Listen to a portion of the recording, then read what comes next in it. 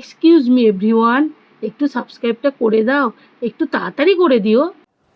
আজ তো রেজাল্টের দিন, সারাদিন অনেক টেনশন নিয়েছি।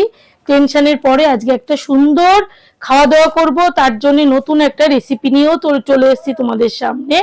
সেই রেসিপিটা হচ্ছে আজকে ননভেজ চানা মশলা তৈরি করার জন্য চানা একদম সেদ্ধ হয়ে তোমাদের সামনে হাজির হয়ে গেছে। সারাদিন আমি ভিজিয়ে রেখেছিলাম, তারপরে 1 ঘন্টা আগে আমি সেদ্ধ করে রেখেছি, ঠান্ডা হয়ে গেছে। এই দেখো এরকম করে সেদ্ধ করেছি। চলো তাহলে চানা মশলা তৈরি করতে। চানা তো রেডি হয়ে গেছে, এর সাথে আর কি কি লাগছে তোমাদের একবার দেখিয়ে দেব। এখানে মশলা তৈরি করতে আমি দেখো কি কি নিয়েছি। তেজপাতা, শুকনো লঙ্কা, গরম মশলা, সাজিরে, সামরিচ নিয়ে আর গোলমরিচ দিয়েছি। এই সমস্ত কিছু রোস্ট করে গুঁড়ো করে নেব। এখানে নিয়েছি টমেটো কেটে নিয়েছি, আদা কেটে নিয়েছি, কুচি কুচি করে নিয়েছি, রসুন ছাড়িয়ে নিয়েছি, কাঁচা লঙ্কা নিয়েছি, পেঁয়াজ কুচিয়ে নিয়েছি। এবার এইগুলোকে আমি পেস্ট করব। পেঁয়াজ বাদে, টমেটো বাদে আদা, রসুন আর কাঁচা লঙ্কা পেস্ট হবে। ননভেজ কেন বললাম, এই যে ননভেজ বলতে এখানে আমি চিকেন এরকম সাইজের করে নিয়েছি, ডুমো ডুমো করে চিকেনগুলোকে কেটে নিয়েছি আর মাটনের চর্বি দিয়েছি। আর লাগছে এখানে জিরে গুঁড়ো, ধনে গুঁড়ো, লঙ্কা গুঁড়ো, হলুদ গুঁড়ো আর তেল তো থাকছেই। চলো এবার রান্নাটা শুরু করা যাক। এখানে কড়াই বসিয়ে দিয়েছি। এবার এই কড়াইয়ের মধ্যে দিয়ে দেবো সর্ষের তেল। আজকে রান্নাটা সর্ষের তেলেই হবে। দেখো তেলটা গরম হয়ে গেছে। এই গরম তেলের মধ্যে আমি দিয়ে দেবো একটা তেজপাতা, কুচনো পেঁয়াজ। পেঁয়াজ তো ভাজা হয়ে গেছে, দেখো এইভাবে আমি ভেজেছি। এবার এর মধ্যে আমি দিয়ে দেবো টুকরো করা চিকেনগুলো। চিকেনগুলো ভালো করে এবার ভেজে নিয়েছি। দিয়ে দেবো টমেটো কুচি। একে একে সব মশলাগুলো এবার দিয়ে দেবো।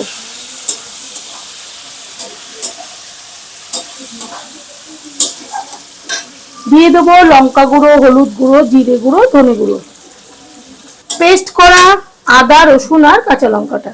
কেন কি গুঁড়ো মশলা দেওয়া হয়েছে, পুড়ে যেতে পারে। মশলা কষতে কষতে দেখো একদম তেল ছেড়ে দিয়েছে। এই পর্যায়ে আমি এই যে মাটন চর্বিগুলো দিয়ে দেবো। চর্বি দিয়ে আমি বেশিক্ষণ নাড়াবো না। আমি ঘুগনি মটর বলছি, চানা মটরটা দিয়ে দেবো। সবসময় ঘুগনি বলি তো, সেই জন্য চানাটা খুব একটা বেশি করা হয় না, আজকে করলাম, সেটাই তোমাদেরকে শেয়ার করছি। এই যে একে একে আমি চানাগুলোকে দিয়ে কষতে থাকবো, একবার আমি ঢেলে দেবো না। আমি একটু কাশ্মীরি লঙ্কার গুঁড়ো দিচ্ছি, দিয়ে দিচ্ছি কাশ্মীরি লঙ্কার গুঁড়ো। এটা অপশনাল, দিতেও পারো নাও পারো।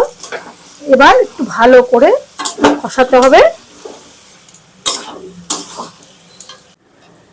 মশলা থেকে তেলও ছেড়ে দিয়েছে, দেখো কষতে কষতে কি সুন্দর কালার এসছে। এবার এই সেদ্ধ করা জলটা পুরোটাই দিয়ে দেবো।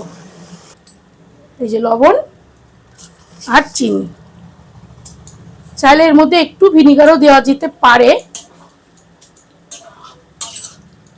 ভিনিগার। এবার ভালো করে গ্রেভিটা শুকিয়ে গেলে নামানোর সময় আমি মশলাটা দিয়ে দেবো, তাহলে কিন্তু রেডি হয়ে যাবে। এই দেখো ননভেজ চানা মশলা কি সুন্দর তৈরি হয়ে গেছে। ওপর থেকে আমি একটু মশলাও দিয়ে দেবো। এই যে প্লেটে তুলছি, সাথে আছে নান পরোটা, সেটাও আমি বাড়িতেই বানিয়েছি এটার সাথে খাওয়ার জন্যে। এই যে এবার একদম চানা মশলা দিয়ে পরোটা দিয়ে একটু খাবো। আহা হা, দেখেই তো লোভ লাগছে, খেতে কি জানি কত ভালো হবে। আজকের দিনটাও যেমন সুন্দর ছিল, খাবারটাও তেমন সুন্দর হয়েছে।